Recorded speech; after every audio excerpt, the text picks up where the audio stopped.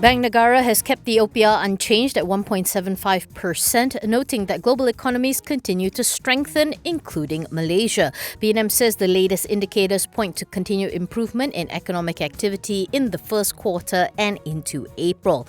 While the central bank acknowledges that the recent reimposition of containment measures in select locations will affect economic activity in the short term, the impact will be less severe as almost all economic sectors are allowed to operate. BNM is keeping the faith that the growth trajectory is projected to improve, driven by a stronger recovery in global demand and increased public and private sector expenditure amid continued support from policy measures. On top of that, BNM says the progress of the domestic COVID-19 vaccine program will also lift sentiments and contribute towards the recovery in economic activity. According to BNM, the Monetary Policy Committee considers the monetary policy stance to be both appropriate and accommodative at this moment. However, the central bank adds that uncertainties surrounding the pandemic remain and that the stance going forward will be determined by new data and information and the implications from it. OCBC economist Welian Wiranto notes that the stance today is similar to what BNM adopted in January in that it leaves some wriggle room should things turn sour and snowball. To recap, BNM slashed OPR 4 times last year, a total cumulative reduction of 125 basis points.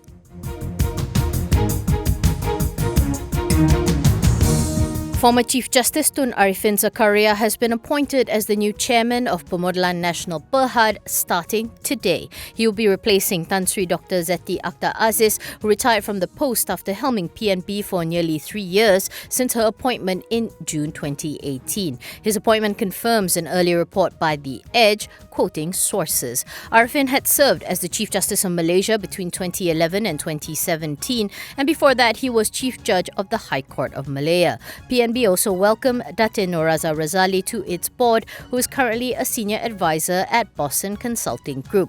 PNB President and Group Chief Executive Ahmad Zulkarnain On welcomes the new appointments to PNB's board and looks forward to their stewardship of the institution. Meanwhile, PNB CIO for Private and Strategic Investments, Rizal Rikman Ramli, is set to succeed Zeti as the chairman of Sime Darby Property.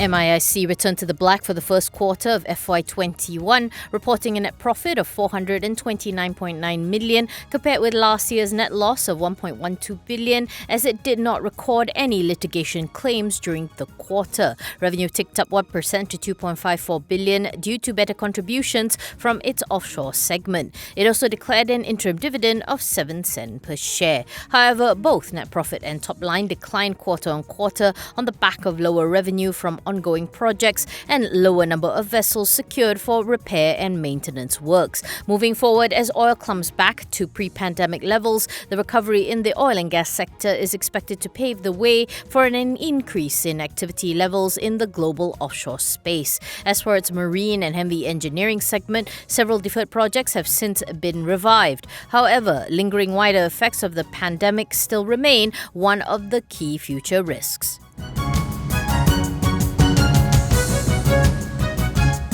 Inari Amatron plans to raise up to 1.07 billion via private placement to be used for capital expenditure, acquisitions and investment. In a BOS filing, the semiconductor adjacent player is proposing to issue up to 333 million new shares to third-party investors at an indicative price of 3 ringgit 20 a share. Inari says it is in continuous discussions with potential new customers and that as part of the negotiation process, it may be required to commit to substantial investments in factory fit-outs or to install new manufacturing equipment.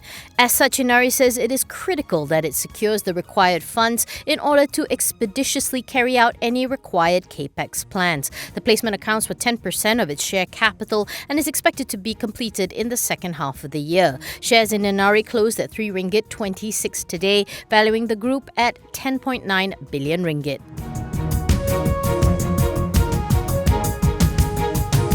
MCO 3.0 imposed by the government will continue to have scarring effects on economic and business activities, according to Socio-Economic Research Centre. ED Lee Heng-Gui says SERC now expects GDP growth to be at 4% due to the slow pace of the vaccination program and rising COVID-19 cases. This is notably lower than Bank Negara's current projection of 6 to 7.5%. He notes that MCO 3.0 covers several districts in Selangor, which accounts for about 21.9% of national GDP, while Kuala Lumpur contributes 16.4%. However, given its less restrictive nature, Lee says there might be some impact on the sentiment side in the second quarter, with the hope that by end May or June, everything will be back to recovery MCO. SERC also highlights that domestic demand is recovering as consumption handouts help in the revival of discretionary consumer spending. On the labour market, however, SERC cautions that a slow and moderate recovery and continued high loss of income would cap consumer spending.